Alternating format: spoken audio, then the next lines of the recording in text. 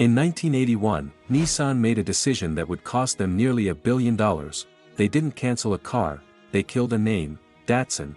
For over 20 years, Americans trusted that name. And then, almost overnight, it disappeared.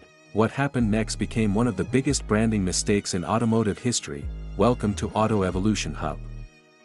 To understand why this decision mattered so much, we need to go back to 1911, long before Datsun ever reached American soil.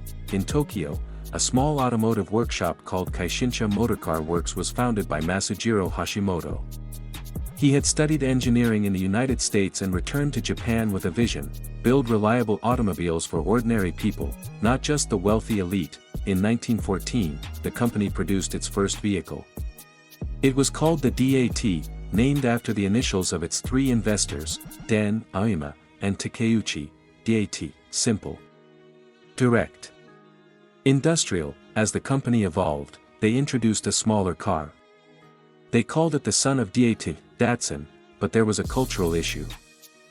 In Japanese, the word son sounded too similar to the word for loss. Not exactly a reassuring message when selling vehicles, so they made a small but powerful change. Datsun became Datsun, representing the rising sun of Japan. It was more than just a name adjustment, it was the birth of an identity.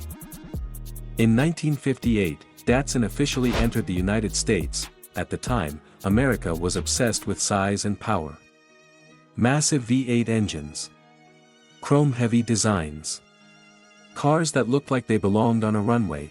And then there was Datsun, compact. Lightweight. Efficient. At first, many Americans didn't take them seriously. Compared to Detroit's giants, they seemed small and underpowered. But while American manufacturers focused on annual redesigns and horsepower wars, Datsun focused on engineering discipline. Their cars were economical. They were easier to maintain. They were built with tight tolerances and surprising durability. Throughout the 1960s, Datsun slowly built a loyal following. College students loved the affordability, young families appreciated the reliability, practical buyers recognized the long-term value.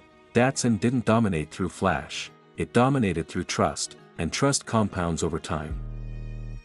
Then in 1970, everything changed. The Datsun 240Z arrived, and it shocked the market. Up until this moment, Datsun was respected for practicality. But the 240Z introduced something new: desire. It featured sleek proportions inspired by European sports cars. A long hood. Balanced weight distribution. Clean lines that felt modern and aggressive. Under the hood was a 2.4-liter inline-six engine producing 151 horsepower. It wasn't just economical, it was genuinely fun to drive, but the real disruption was the price, just $3,426. For comparison, a Jaguar E-Type cost nearly twice as much. Suddenly, owning a stylish sports car wasn't just for the wealthy. The 240Z became a sensation. Automotive journalists praised its handling and value. Dealers struggled to keep up with demand. Buyers waited months for delivery, and in one bold stroke, Datsun transformed its image from economical to aspirational. Japanese cars were no longer just practical, they were cool. In 1973, the oil crisis changed everything. Gas prices skyrocketed. Fuel shortages created panic. Americans waited in long lines just to fill their tanks. Large V8-powered cars suddenly felt excessive. Fuel efficiency became essential, and Datsun was perfectly positioned. Cars that delivered nearly 30 miles per gallon became incredibly attractive overnight. While competitors scrambled to adjust, Datsun was already there. Sales surged. By the late 1970s, Datsun was selling over 500,000 vehicles per year in the United States alone.